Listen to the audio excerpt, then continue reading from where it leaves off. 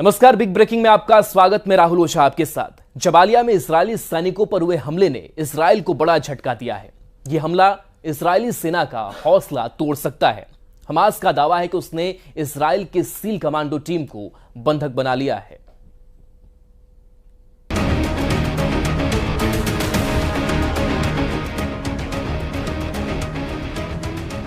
इन तस्वीरों ने इजराइल में तूफान ला दिया है। गाजा के सुरंगों में घसीट कर ले जा रहे इजरायली सैनिक कोई आम फौजी नहीं है। ये इजराइल के सबसे खतरनाक कमांडो माने जाते हैं। ये है इजराइल के सील कमांडो, जिन्हें शायतेत 13 यूनिट के नाम से जाना जाता है। शायतेत 13 इजरायली नौसेना का ठीक वैसी ही कमांडो यूनिट है जैसे अमेरिका के सील कमांडो होते हैं। यह यूनिट इजराइल के इंटेलिजेंस ग्रुप शिन बेत के तहत ऑपरेट करती है। यही वजह है कि हमास के हमले ने शायतेत 13 कमांडो की पूरी टीम के रुतबे को चकनाचूर कर दिया है। पूरे इजराइल में यह वीडियो वायरल हो चुका है। इन तस्वीरों को देखकर नेतन्याहू के कैबिनेट में कोहराम मच गया है। जिस फोर्स को इजराइल की सबसे एलीट कमांडो यूनिट माना जाता था, उस पर हमास ने पॉइंट ब्लैंक रेंज से हमला किया है। शायतेत 13 यूनिट पर हुए इस हमले में कितने कमांडो मारे गए, कितने कमांडो बंधक बने, इस पर पूरे इजराइल में खामोशी छाई हुई है। गाजा के शायतेत 13 का मारा जाना नेतन्याहू के लिए बहुत बड़ा सदमा है। हमास का दावा है कि उसने कई इजरायली कमांडो को बंधक बना लिया है। अब जबालिया में हमास और शायतेत 13 के बीच हुए इस एनकाउंटर की पुष्टि कैसे हो रही है, इसे बहुत गौर से समझिएगा, क्योंकि इजराइल इस बात को मानने के लिए तैयार नहीं कि उसके सैनिक गाजा में हुई लड़ाई के दौरान बंधक बना लिए गए हैं। हमास ने जो तस्वीरें जारी की हैं, उसके कमांडोज के कपड़ों और हथियारों में कई ऐसी चीजें हैं जो इस बात की तरफ इशारा करती हैं कि इस एनकाउंटर में शायतेत 13 यूनिट शामिल थी। इसमें है चेक गणराज्य की बनी हुई स्कॉर्पियन ईओ राइफल, जो सिर्फ इजराइल की शायतेत 13 कमांडो यूनिट इस्तेमाल करती है। स्कॉर्पियन ईवो राइफल में आगे लगा है साइलेंसर। इसका इस्तेमाल भी इजराइल की सील कमांडो यूनिट यानी शायतेत 13 ही करती है। शायतेत 13 इजराइल की खुफिया एजेंसी शिन बेत के तहत आती है और शिन बेत की रिपोर्टिंग इजराइल के प्रधानमंत्री यानी बेंजामिन नेतन्याहू को है। यानी अगर गाजा के जबालिया में शायतेत 13 को हमास ने घेर कर मारा है, तो समझ लीजिए कि पूरे इजराइल और खासकर उनके कैबिनेट में सबसे बड़े टारगेट पर बेंजामिन नेतन्याहू ही होंगे। इजराइल की खुफिया एजेंसी 3 हिस्सों में बटी है। पहली है शिन बेत, जो इजराइल की आंतरिक सुरक्षा देखती है, खुफिया जानकारी जुटाती है, ऑपरेशन करती है। दूसरी है अमान, जिसे मिलिट्री इंटेलिजेंस कहा जाता है। और तीसरी है मोसाद, जो विदेशों में इजराइल के खुफिया ऑपरेशन को अंजाम देती है। गाजा में युद्ध के दौरान फौज और खुफिया एजेंसियों पर पूरे कंट्रोल के लिए उसकी कामयाबी और उसकी नाकामी दोनों को लेकर इस वक्त नेतन्याहू कैबिनेट में बहुत बड़ी जंग चल रही है। एक तरफ गाजा की सड़कें नेतन्याहू के धमाके से दहल रही हैं, दूसरी तरफ इजराइल की सड़कों पर ऐसा हाहाकार मचा हुआ है कि नेतन्याहू की सत्ता डोल रही है। एक तरफ इजराइल गाजा पर लगातार बम गिरा रहा है, तो दूसरी तरफ तेल अवीव की सड़कें नेतन्याहू के खिलाफ नारों से गूंज रही हैं। हमास के कब्जे में अब भी करीब 125 बंधक हैं और हमास उनको तब तक नहीं छोड़ेगा जब तक इजराइल की तरफ से सीज फायर नहीं होता है। यही वजह है कि युद्ध का मिसमैनेजमेंट अब प्रधानमंत्री और रक्षा मंत्री के बीच सबसे बड़ी दरार बन चुका है। इजराइल के प्रधानमंत्री बेंजामिन नेतन्याहू और रक्षा मंत्री योआव गैलेंट लगातार एक दूसरे से टकरा रहे हैं। पब्लिक के गुस्से का साइड इफेक्ट वॉर कैबिनेट में पहुंच गया है। इस प्रदर्शन और इस हंगामे के बीच इजराइल में सत्ता के गलियारों और बंद कमरों के बीच कुछ ऐसा हो रहा है जिसे दुनिया के सामने आने से रोका जा रहा है, लेकिन इजराइल की मीडिया ने पर्दाफाश कर दिया है। इजराइल की मीडिया का दावा है कि इजराइल के वॉर कैबिनेट में बड़ा झगड़ा हो चुका है। जेरूसलम पोस्ट में जो खबर छपी है, उससे लगता है कि प्रधानमंत्री बेंजामिन नेतन्याहू और रक्षा मंत्री योआव गैलेंट के बीच हो गई तू मैं। टाइम्स ऑफ इजराइल में यह खबर छपी है कि मिलिट्री चीफ ने कहा है कि नेतन्याहू के पास गाजा को लेकर कोई नीति नहीं है। नेतन्याहू पब्लिक से लेकर अपने वॉर कैबिनेट तक घिर चुके हैं। कमांडर से लेकर मंत्री बता रहे हैं कि नेतन्याहू ब्लंडर कर रहे हैं। ये बात साफ कर दें कि इजरायल के प्रधानमंत्री बेंजामिन नेतन्याहू और रक्षा मंत्री योआव गैलेंट एक दूसरे के कड़े विरोधी माने जाते हैं, लेकिन गाजा में युद्ध को लेकर दोनों करीब आए। हालांकि अब दोनों की दुश्मनी सतह पर आ चुकी है। एक बड़ी मीटिंग में नेतन्याहू थे, रक्षा मंत्री गैलेंट थे और साथ में इजरायल की सिक्योरिटी एजेंसी शिन बेत के चीफ रोनेन बार भी थे। इजरायल की मीडिया का दावा है कि रोनेन बार ने कहा, हमारी रक्षा मंत्री से बात हुई, इस दौरान सभी मोर्चों पर गहराई से चर्चा हुई। नेतन्याहू ने तभी शिन बेत के चीफ रोनेन बार को रोका। वो बोले, क्या आपने ऐसी जरूरी चर्चा रक्षा मंत्री से ही कर ली? इस बार शिन बेत के चीफ रोनेन बार ने कहा, हां, इसमें सवाल किस बात का है? तब नेतन्याहू ने कहा, जितना मुझे याद है शिन बेत और मोसाद ये दोनों प्रधानमंत्री के तहत आते हैं। ये बात रक्षा मंत्री यो गैलेंट को अखर गई। गैलेंट ने नेतन्याहू से फौरन पूछा कि आप रक्षा मंत्री को युद्ध पर जरूरी बात करने से रोक रहे हैं, इस मामले में आप क्या करेंगे अगर रक्षा मंत्री का इसमें दखल नहीं होगा? इस पर नेतन्याहू ने कहा, युद्ध को लेकर जो चर्चा होगी वो यहीं मेरे साथ होगी। रक्षा मंत्री योआव गैलेंट फिर भड़के और लगा कि अब वो गाजा पर बमबारी को लेकर नेतन्याहू से आर पार करने के मूड में है। रक्षा मंत्री ने प्रधानमंत्री की बात पर ऐतराज जताते हुए कहा, जब भी आप युद्ध को लेकर चर्चा करते हैं, हम मीटिंग में पूरी तैयारी से आते हैं। इस तैयारी के लिए भी मुझे अफसरों से बात करनी होती है। दिक्कत यह है कि आप इस तरह की मीटिंग नहीं करते हैं। अब यहीं पर नेतन्याहू का चेहरा देखने लायक था, क्योंकि एक कैबिनेट मिनिस्टर उन्हें उनकी कमियां बता रहा था और वो कुछ नहीं कर पाए।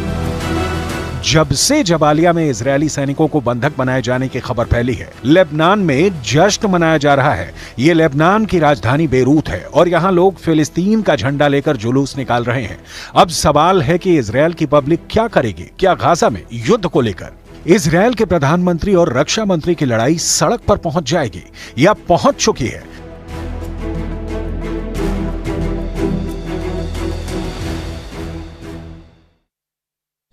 गाजा के पास इजराइल और मिस्र की सेना के बीच लगातार जंग देखने को मिल रही है। ये रिपोर्ट देखिए।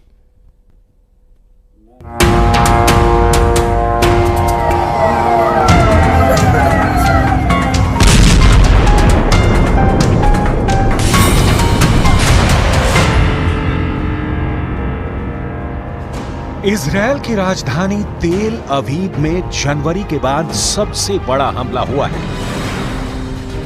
ये रॉकेट अटैक के बाद उठ रहा धुआं है।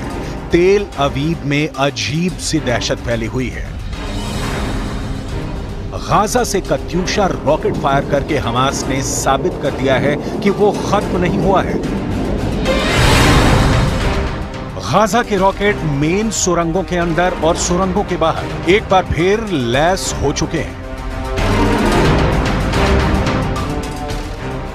हमास की रॉकेट फोर्स लगातार एक्टिव है। इजरायल में लगातार सायरन बज रहे हैं। गाजा में हमास की फायरिंग पावर में कोई कमी नहीं आई है। हमास के इस हमले के बाद इजरायल ने रफा कैंप में कोहराम मचा दिया। तेल अवीव पर हमले के बाद इजरायल के हेलीकॉप्टरों ने रफा पर हेल्प फायर मिसाइलों की बारिश कर दी। करीब 40 लोगों के मरने की खबर है। रात भर रफा का ये राहत कैंप जलता रहा, लाशें निकाली जाती रहीं। ये सिलसिला सुबह भी जारी रहा। रफा दक्षिण गाजा में वो जगह है जहां करीब 12 से 15 लाख लोग मौजूद हैं, क्योंकि इजरायल ने पूरा उत्तरी और मध्य गाजा खाली करा लिया है। جيش محتل كاذب فيش آمن في غزة لا يوجد آمن فيش شيء لا طفل آمن ولا الشيخ ولا المرأة هي هو وزوجته هي استشهدوا وراحوا ترك الأطفال أبرياء إيش ذنبهم إيش ذنب الأطفال تتيتم।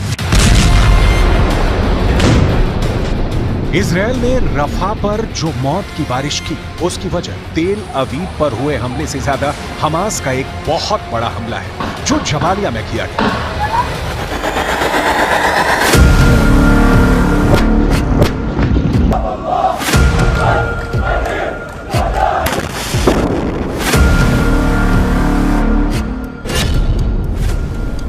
मारे इजरायली सैनिक, हमास का खूनी हमला।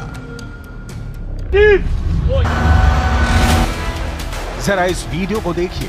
हमास के लड़ाके एक सुरंग से इजरायली सैनिक को घसीटकर बाहर की तरफ ले जा रहे हैं। हमास ने अपने इस वीडियो में दावा किया है कि हमने सुरंग युद्ध में इजरायली सैनिकों को न सिर्फ जान से मार डाला है, बल्कि कई इजरायली सैनिकों को बंधक बना लिया है, उनके हथियार भी जब्त कर लिए हैं। यह वीडियो उत्तरी गाजा के जबालिया कैंप का बताया जा रहा है। हम आपको एक एनिमेशन के जरिए बताते हैं कि आखिर हमास ने इजरायली सैनिकों को इतनी आसानी से कैसे मार डाला, क्योंकि इजरायली सैनिकों के पास न सिर्फ घातक हथियार और हाई टेक्नोलॉजी मौजूद थी, बल्कि मरकाबा टैंक और फुल बैकअप पीछे से मौजूद था।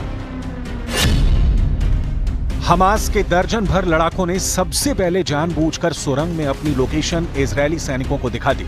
जैसे इजरायली सैनिकों को लगा कि सुरंग के अंदर दर्जनों हमास के लड़ाके छिपे हैं, वो तुरंत घातक हथियारों के साथ सुरंग में घुस गए। सुरंग में इजरायली सेना की स्पेशल यूनिट के कमांडो घुसे थे।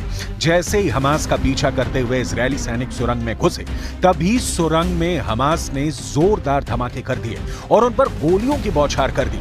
हमास ने दावा किया है कि उसने इजरायल के कई सैनिकों को सुरंग में मार डाला है और इजरायल की स्पेशल फोर्स के कमांडोज को बंधक बना लिया है।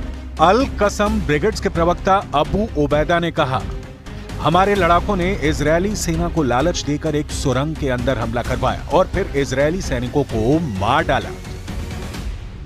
كانوا ولا زالوا لقوات العدو بالمرصاد فنفذوا عشرات العمليات ضد قواته على مدار أكثر من أسبوعين في جباليا ورفح وبيت حانون وفي كل محاور العدوان والتوغل.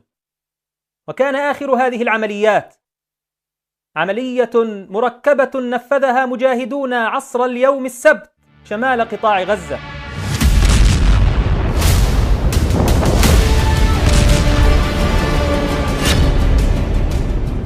खून के आंसू रोए नेतन्याहू 200 दिन बाद बदला। 7 अक्टूबर 2023 के बाद से इजरायली सेना गाजा पट्टी को 80% तक तबाह कर चुकी है, लेकिन हमास के लड़ाकों को खत्म नहीं कर पाई है। 200 दिन की जंग के बाद भी हमास के लड़ाके ना तो हार मान रहे हैं और ना ही इजरायली सेना पर हमला करने से चूक रहे हैं। हैरानी की बात तो यह है कि हमास के लड़ाके अब उन जगहों पर हमला कर रहे हैं जहां नेतन्याहू दुनिया के सामने दावे कर रहे थे कि उत्तरी गाजा और जबालिया इलाके से हमास के लड़ाकों का पूरी तरह से खात्मा कर दिया गया है। कब्र से निकला हमास, जबालिया में फंसा इजरायल। इस वक्त इजरायली सैनिक रफा, उत्तरी गाजा, दक्षिणी गाजा, गाजा सिटी और मध्य गाजा में जंग कर रहे हैं।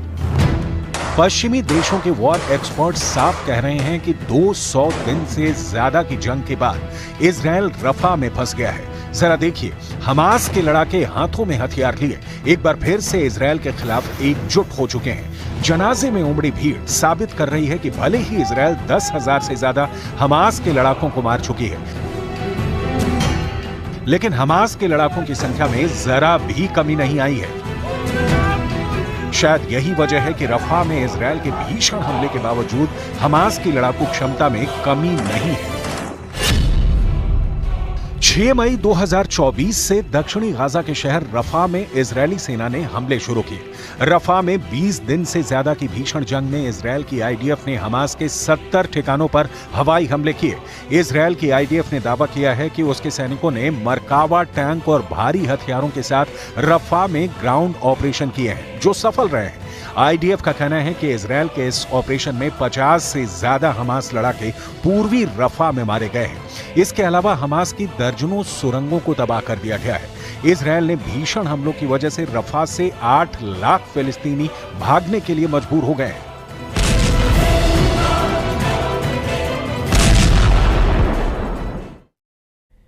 बिहार में प्रधानमंत्री नरेंद्र मोदी के भाषण के बाद मनेर के लड्डू